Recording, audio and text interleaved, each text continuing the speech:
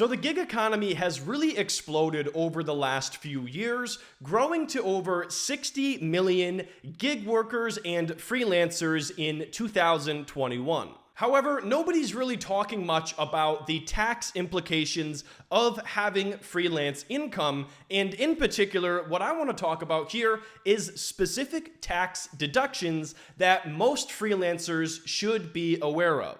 Now, just to consider some statistics here around taxes and freelancers, well, in 2020, Americans owed over $114 billion in back taxes, penalties, and interest. And naturally, a lot of this comes from 1099 income. That is because 1099 workers, for the most part, are on their own when it comes to making quarterly payments, tracking deductions, etc., etc. So I want to make sure that none of you guys watching this video end up as one of those individuals that owes money to the IRS. So let's talk about how to minimize the amount that you're paying in taxes via tax deductions. Now, first of all, let's go ahead and answer what exactly is a tax deduction, because many people might not even be familiar with what this is.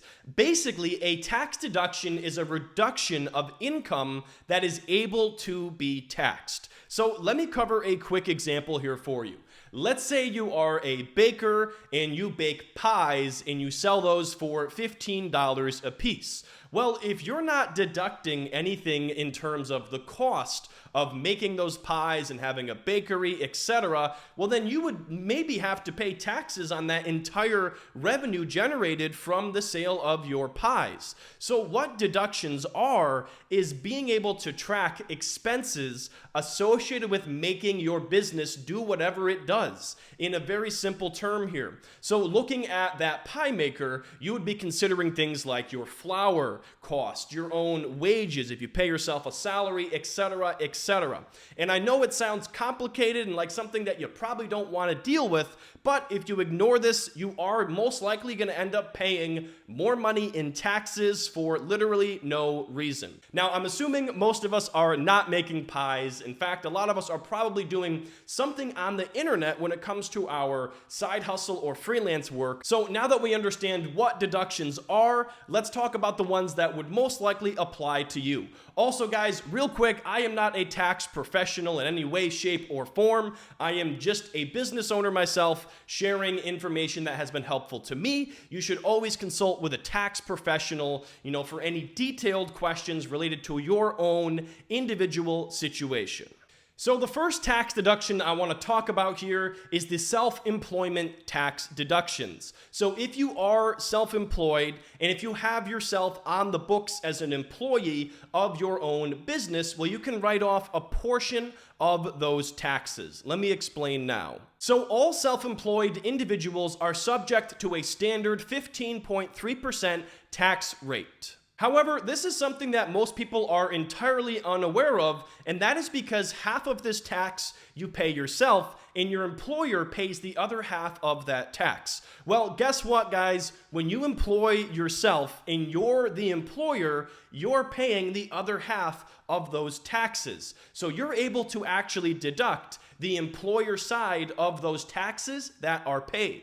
So as a freelancer, you can deduct half of that 15.3% tax rate associated with having an employee on the books, even if it's just yourself. Moving on to number 2, let's talk about utilities as well as equipment deductions. So utilities that you pay for every single month, such as your phone bill or even your light bill, for example, depending on what percentage is used for business, can be written off. Now, how you calculate this is going to be different for everybody. Obviously, you can't necessarily put a meter in just your office and understand exactly how much of a percentage is being used for your business, but what people will usually do is just come up with a percentage. So for example, I assume that about 50% of the time when I'm using my phone, it is for business purposes. So what I personally do is write off 50% of my phone bill.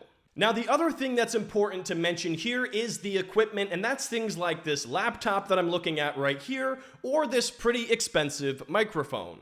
However, with more expensive equipment, it gets a little bit trickier because there's two different ways that you can deduct these expenses. So the first method is depreciation, which is where you take the value of the item and spread the deduction out over the next few years. So generally speaking, you should have an idea of the life cycle of this piece of equipment, and if it is a large expense item, you should basically take the cost of that item divided by the useful life and take that amount as a deduction every single year. However, myself personally, I'll oftentimes just go the route of taking a one-time deduction in the year that the item was purchased. But when we're talking about, equipment that could be tens of thousands of dollars or more, that is when you really want to think about depreciating that over the useful life of that piece of equipment. Number 3, another one of my favorites, is the home office deduction. So if part of your home is solely used for business, then you can write off a portion of whatever that cost is associated with your home. Whether you rent, whether you have a mortgage, it doesn't matter.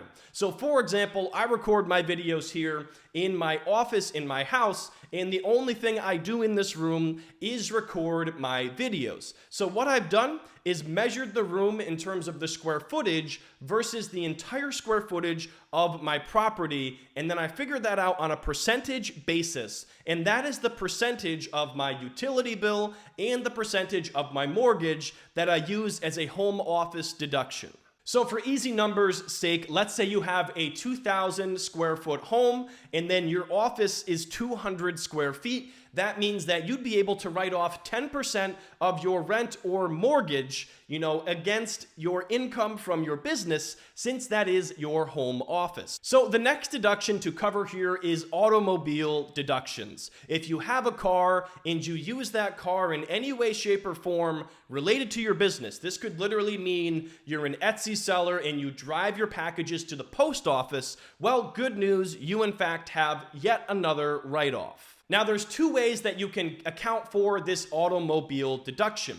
The first one is the standard deduction. So there's so many people out there that are deducting, their mileage from their business or freelance income that the IRS has come up with a set rate per mile that can be deducted for your business purpose driving.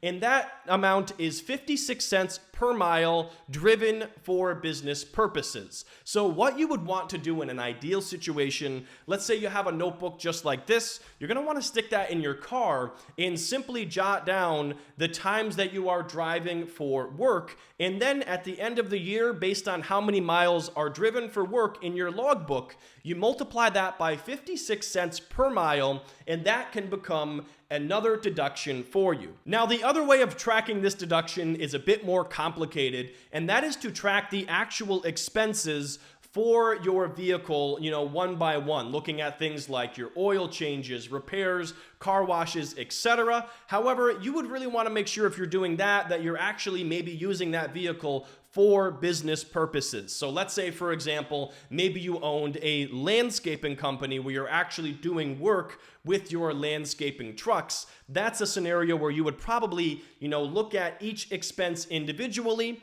rather than using that standard 56 cents per mile. But I'd say for 99% of freelancers out there that are just using their vehicle for trips to gather supplies or maybe go to the post office, the 56 cent per mile is going to be your best option. Now, if all of this here seems complicated and difficult to track, that's because it is. So I recently partnered with a company called Thrive that is looking to change this whole situation here for freelancers. So Thrive is going to be a one-stop shop for all of your freelance needs. They're going to be able to take care of things for you, such as automating your quarterly and annual tax filings, managing benefits, and so much more. Thrive hasn't launched yet. There is a waitlist, and I'll put a link down in the description below with my referral link if you guys want to check that out. But I am super excited about what Thrive is going to be offering here for gig workers and freelancers, so feel free to check that out if that's something you're interested in. So the next deduction on the list here to talk about is training and educational expenses. Now, this doesn't necessarily mean, school in the form of going to college, but it could be anything that you have to subscribe to that allows you to stay relevant in your field of work. So for myself personally, I have a subscription to the Wall Street Journal, but I use that as a resource for my YouTube videos, so I lump that in as a training or educational expense, giving me a full deduction on my subscription. Also, if you're paying for any membership dues for any industry clubs, or if you're buying books that allow you to brush up on skills for your work, or even online classes or courses in some cases, all of these things can become deductions. The key here is that this all has to be related to whatever your business is. So for example, if I was that pie maker again, if I was buying an online course related to making pies or books about pie recipes, that would be totally fine. But if I was buying books about, how to start a car wash business and I'm a pie maker, that wouldn't necessarily work because that is not related to the actual business. All of these deductions have to be related to your actual business or whatever you're doing to derive freelance income.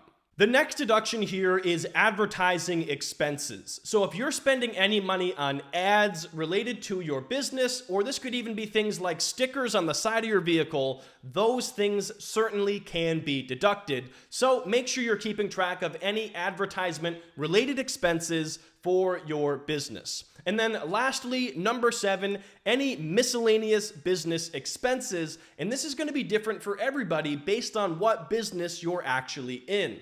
So for me personally, these miscellaneous business expenses are things like airfare related to business travel, hotels related to business trips, etc., etc. But again, not everybody has to travel for their business, so it's going to depend on what line of work you are in. But anyways, guys, that's going to wrap up this video. Since it's towards the end of the year, I figured it's a good time to start talking taxes, and I plan on doing more business videos like this in the future. So if you have any questions or ideas for topics, let me know in the comment section down below. One more time, like I said, if you want to check out Thrive, they're going to be offering awesome benefits to freelancers, and they're also going to be doing a ton of different giveaways for people on the waitlist. It's completely free to join that waitlist to be aware of when the actual product launches. So if you want to check that out, one more time, my referral link is down in the description below. But thank you guys so much for tuning in. I hope you enjoyed the video, and I will see you in the next one.